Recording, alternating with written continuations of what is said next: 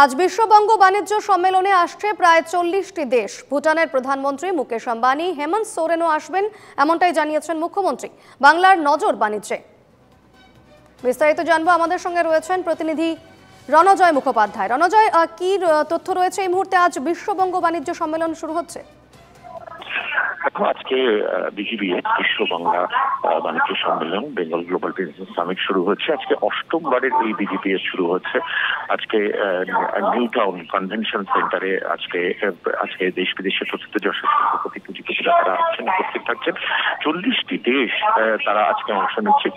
20 থেকে 22টি partner country রয়েছে এবং 20টি দেশের প্রতিনিধিরা গতকালই তারা এসে পৌঁছেছেন শহরে এবং মাঝরাতে থেকে আজকে ভোরবেলা সকাল পর্যন্ত প্রতিনিধিরা আসছেন বিভিন্ন দেশ থেকে। ভুটানের প্রধানমন্ত্রী আসবার কথা ছিল অক্টোবর মাসে। মুখ্যমন্ত্রী মমতা বন্দ্যোপাধ্যায় তাকে বিশেষভাবে আমন্ত্রণ জানিয়েছিলেন, কিন্তু সূত্রের খবর যেটা, ভুটানের প্রধানমন্ত্রী আসছে না। গতকাল রাতে প্রধানমন্ত্রীর সচিবালয় থেকে নবান্নে জানানো হয়েছে তিনি আসতে পারছেন না। তার জায়গায় প্রধানমন্ত্রীর বদলে অন্য কোনো মন্ত্রী আসবেন। প্রসঙ্গত উল্লেখযোগ্য যে সূত্রের খবর অনুযায়ী ভুটানের প্রধানমন্ত্রী এই বিজিবিএসে আসার যে ছাড়পত্র লাগে কেন্দ্রীয় সরকারের, সেই ছাড়পত্র না পাওয়ার কারণেই তিনি আসতে পারছেন না।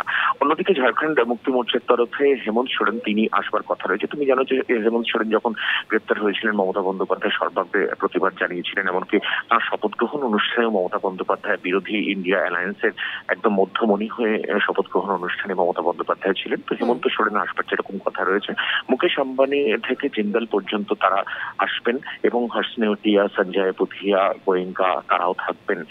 অর্থনৈতিক উপদেষ্টা পশ্চিমবঙ্গ সরকারের অমিত মিত্র তিনি যেরকম থাকছেন। সমগ্র অনুষ্ঠানটি পৌরোহিত্য করবেন মুখ্যমন্ত্রী মমতা বন্দ্যোপাধ্যায়। দুদিনের এই বিজিবিএ যে সম্মেলন হতে চলেছে, গতকাল সন্ধ্যেবেলায় মমতা বন্দ্যোপাধ্যায় যারা এসে পৌঁছেছেন কলকাতায়, তাদের সঙ্গে যারা এসে পৌঁছেছেন, বিভিন্ন ডেলিগেট যারা পৌঁছেছেন তাদের সঙ্গে মিট করেছেন, চা চক্রে মিট করেছেন মমতা বন্দ্যোপাধ্যায় এবং গতকাল থেকে তিনি নিউ টাউনেই রয়েছেন। এই দুদিন তিনি সেখানেই থাকবেন এবং বিজিবিএ বেঙ্গল গ্লোবাল বিজনেস সামিট শেষ হবার পরে মমতা বন্দ্যোপাধ্যায় তিনি বাড়ি ফিরবেন।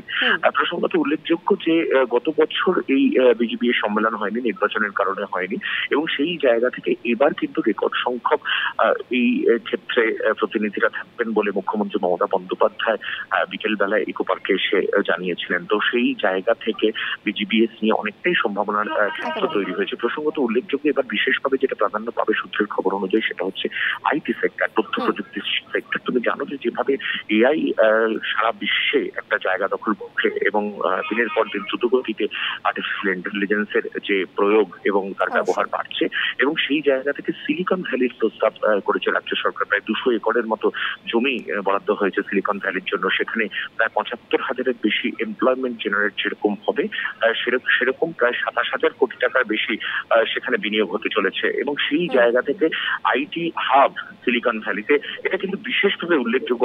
বাংলা কতটা লগ্নি টানতে পারে বিশ্ববঙ্গ বাণিজ্য সম্মেলনের দিকে, সেদিকেই নজর থাকবে। ধন্যবাদ রণজয়।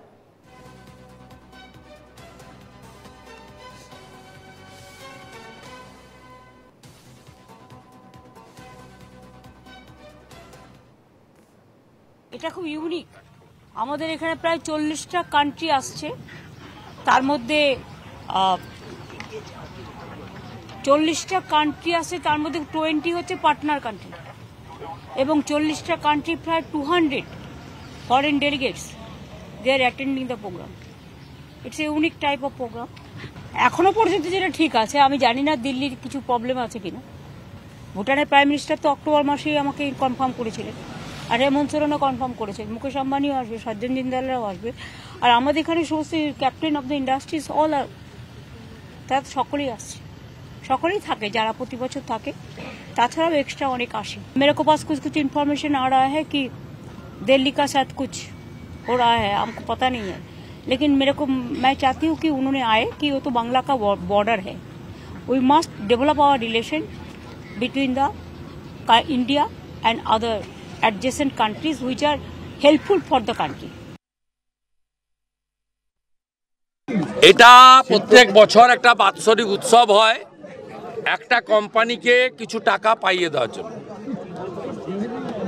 একটা কোম্পানিকে কিছু টাকা, প্রায় 50 কোটি টাকা সরকারের খরচ করে পাইয়ে দেওয়ার জন্য। আপনাকে বলি, এই যে বিদেশে গেছিলেন মুখ্যমন্ত্রী, সেখানে সৌরভ গাঙ্গুলির শালবনির কারখানা কোথায় কি আছে বলুন তো?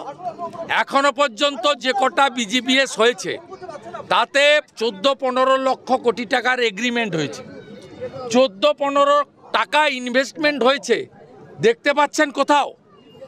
উল্টো দিকে 2021 সালের পরে ডাবরের কারখানা পালিয়েছে, কেশরাম রেওয়ান বন্ধ হয়েছে, Naihati jute mill, Bhadreswar jute mill, ডানকুনির বিস্কুট তৈরির কারখানা সব বন্ধ হয়েছে।